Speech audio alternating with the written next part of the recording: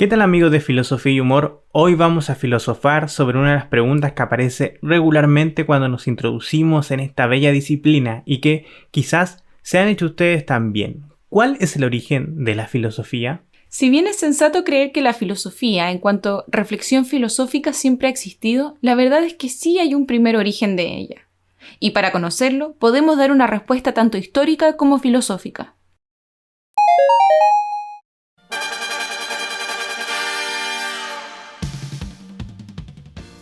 Cali, ¿dónde estamos? Esta vez hemos viajado a través de la nave de la imaginación para quienes vieron Cosmos, al punto donde se originó la filosofía. No es un viaje solo geográfico, sino también viajamos en el tiempo. Entonces hemos llegado a un punto entre el siglo VIII y VII a.C. en lo que corresponde a las Islas Jónicas, lo que actualmente vendría a ser Turquía, en el Asia Menor. No es posible conocer años exactos, al menos no todavía, pero todas las investigaciones históricas indican que fue algún año entre estos dos siglos. Vinimos a este lugar porque está aceptado consensuadamente que aquí ocurrió lo que el filólogo John Burnet llamó el milagro griego. Pero para entender esto, debemos explicar primero la concepción del mundo que se tenía y se buscaba previamente a la filosofía, y la búsqueda del ser humano por comprender el lugar que tenía en la existencia. Desde que tenemos noción de la historia del ser humano, este se ha preguntado sobre su vida, el mundo, Dios y el universo, la existencia y el ser. Muchas han sido las respuestas que han intentado darle a estas preguntas, pues al final de cuentas, dependiendo de la respuesta, los seres humanos sabremos cuál es nuestro rol en la existencia. Vamos a llamarle a este tipo de interrogantes las grandes preguntas. Ya veo. Y supongo que las grandes preguntas debían tener grandes respuestas, incluso antes de la filosofía. Así es, pero sobre todo, las respuestas a dichas preguntas debían cumplir con dos condiciones. Por una parte, ser verdaderas y por otra, ser aceptadas por todos. Pero la humanidad no siempre tuvo el pensamiento crítico y la pasión por la ciencia que tenemos en la actualidad. Así que, por muchos milenios, las respuestas a las grandes preguntas venían por parte de los mitos. ¿A qué te refieres con ser verdaderas si no existía una corroboración por parte de la ciencia? ¿A que debían tener sentido en ciertas estructuras lógicas? Por verdaderas entendemos aquellas respuestas que pudieran aplicarse coherentemente a la realidad. Así es como el capricho de los dioses guiaba el orden del mundo, una carreta voladora ponía en movimiento al sol y el paso de las estaciones era marcado por el encierro en el inframundo de una diosa. Esta y otras formas de explicación se seguían ante las grandes preguntas previo al inicio de la filosofía. Ah, ya veo. Es decir, que los mitos son una suerte de verdad explicativa de cómo funciona el mundo, incluyendo a los dioses. ¿Y esos dioses son capaces de controlar la fortuna del hombre o si habrá un buen año de cosecha? Quizás en la actualidad los mitos y las leyendas nos parezcan ingenuos e irracionales, pero para los seres humanos del pasado lograban satisfacer una necesidad primordial, la búsqueda de sentido y orden de la existencia. De este modo, todo lo que acontece en el mundo humano tenía un precedente y explicación en el mundo de los dioses, y la magia junto a la superstición no solo explicaban por qué nos ocurrían las cosas que nos ocurrían, sino también qué debíamos hacer para que siguieran ocurriendo. La respuesta a por qué llueve tanto entonces es porque los dioses estaban enojados. ¿Y cómo podían ganarse el favor de los dioses? Pues sacrificando algo, por ejemplo, este corderito. Y si el corderito no les gusta, entonces recibiremos la ira de los dioses hasta que sacrifiquen lo correcto. Este tipo de conocimientos se consideraron válidos durante milenios a lo largo de la historia de la humanidad, y en algunos lugares y culturas, incluso en nuestros días, son verdaderas explicaciones. Claro, tiene sentido que hayan concebido el mundo míticamente, porque no hay todavía un avance de la ciencia, la cual, al final del día, es otra forma de concebir el mundo y darle sentido a este, solo que mediante leyes lógico-científicas que se apliquen a la realidad.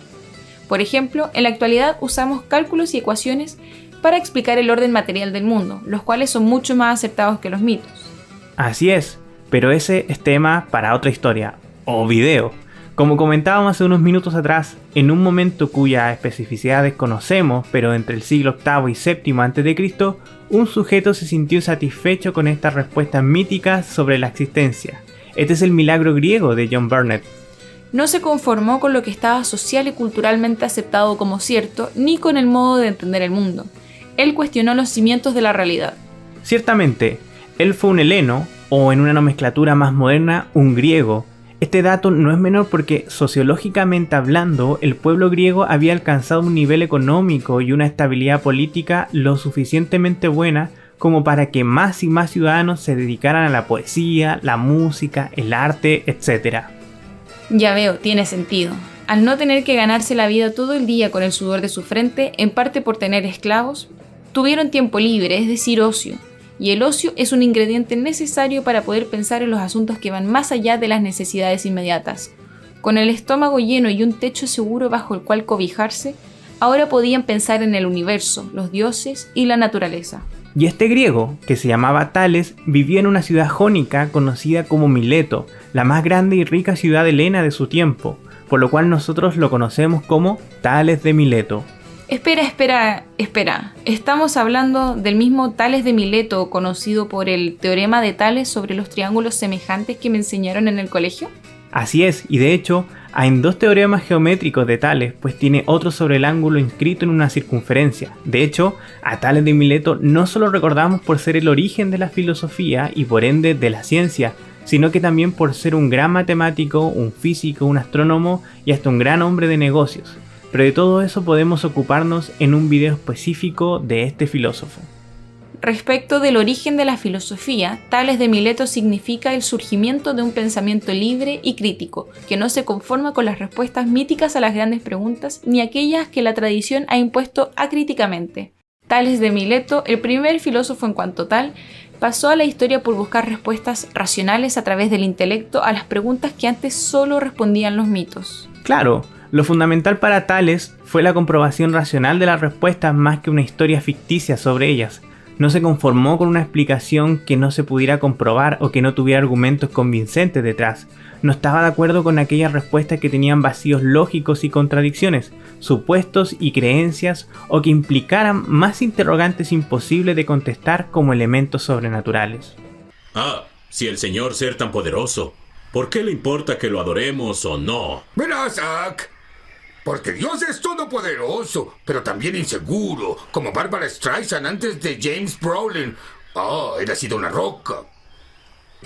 Si bien las teorías respecto de la naturaleza que Tales señaló son muy difíciles de sostener en la actualidad a raíz de los avances científicos que hemos alcanzado en este campo, lo importante para la filosofía, la ciencia y en general para la historia de la humanidad es el comienzo de la búsqueda de las respuestas a las grandes preguntas a través de medios racionales. Tales fue un filósofo no por lo que dijo, sino por el medio a través del que llegó a esas conclusiones, la razón y el pensamiento crítico. Esto es lo que hace unos minutos atrás llamamos el milagro griego, el puntapié de una revolución intelectual que nos acompaña hasta nuestros días. Pero con lo anterior hemos explicado el origen de la filosofía desde un punto de vista histórico, y si bien es correcto, también debemos explicarlo a través de la experiencia misma del filosofar, es decir, ¿qué experiencia humana nos lleva a filosofar? Aquí saltamos a otros 2 pensadores griegos, pero que aparecerán en el siglo IV a.C., Platón y Aristóteles. ¿Qué nos dicen estos autores sobre la experiencia y el origen de la filosofía? Platón nos dice en el Teeteto, porque esta pasión, el asombro, es máximamente propia del filósofo, pues no hay otro principio de la filosofía que éste. Asimismo, Aristóteles nos dice en Metafísica, porque por el asombro empezaron antaño y todavía hoy comienzan los hombres a filosofar. Para ambos autores, el principio de la filosofía está en el asombro. ¿Por qué? Porque el asombro es una disposición a conocer, a descubrir la verdad, el cual es el objetivo de la filosofía. Y es por esto que la filosofía no solo es un tema profundamente racional, sino que también implica un aspecto pasional, pues quien quiere descubrir la verdad, alcanzar la sabiduría, siente una pasión en su alma que pone en movimiento su reflexión. Esta es una de las razones por las cuales solemos definir la filosofía como un amor por la sabiduría, pues efectivamente hay un amor, una pasión por el saber. ¿De qué nos asombramos los filósofos tanto hoy como en el pasado? En simple, de la existencia, del ser, de la realidad, de que somos, de que hay algo en lugar de nada. Es por esto que la principal cualidad del verdadero filósofo no es su racionalidad o pensamiento crítico, sino la capacidad de asombrarse. Efectivamente, si el origen de la filosofía es el asombro, entonces es una pasión, y las pasiones nos sobrevienen, caen sobre nosotros y se apoderan de nuestro ser como la cólera de Aquiles. Es por esto que, cuando nos vemos asombrados por las grandes preguntas, el filósofo no puede escapar de ellas, no puede dejar de pensar e intentar responderlas. Cualquiera que haya estado enamorado sabe perfectamente cómo es esta pasión y lo difícil que es librarse de ella. Bueno, es esta misma pasión la que sobreviene a quien comienza a filosofar y su objeto amoroso es la sabiduría y la verdad. Y el asombro para el filósofo, como el amor para aquel que ama, no es solo el origen de filosofar, sino lo que lo sostiene y atraviesa a través del tiempo. Quien filosofa no solo comienza por el asombro, sino que se mantiene asombrado, así como el que ama se mantiene enamorado. Y esto es porque el origen de filosofar no es solo un primer momento, sino aquella condición que lo permite a través del tiempo, como una fuente que es origen del río y a la vez condición por la cual sigue fluyendo. Esto es por lo que, como decía en el texto citado de Aristóteles, es el asombro por lo que empezaron antaño y todavía hoy comienzan los hombres a filosofar. Por el asombro se comienza a filosofar y por el asombro se sigue filosofando. Bueno, creo que nos hemos puesto un poco filosóficos en esta última sección, pero recapitulemos para cerrar este video. Hoy hablamos del origen de la filosofía tanto histórica como filosóficamente. Primero, viajamos al momento y lugar donde, a través de Tales de Mileto, se origina la filosofía como un pensamiento en búsqueda de dar respuesta a las grandes preguntas a través de un método racional. Posteriormente, filosofamos sobre el origen de la filosofía en cuanto a experiencia humana, es decir, como un asombro sobre el ser que se transforma en un amor por la sabiduría. Es por todo lo anterior que sí se afirma sobre un surgimiento de la filosofía y no que ella ha existido desde siempre. Así es, la filosofía tiene 2500 años y por eso para algunos parece que nos ha acompañado desde siempre, pero la verdad es que está a la vuelta de la esquina en la historia completa de la humanidad. Pero bueno, eso es todo por hoy, comunidad de filosofía y humor. Recuerden suscribirse a nuestro canal y activar la campanita para ser los primeros en ver nuestros videos.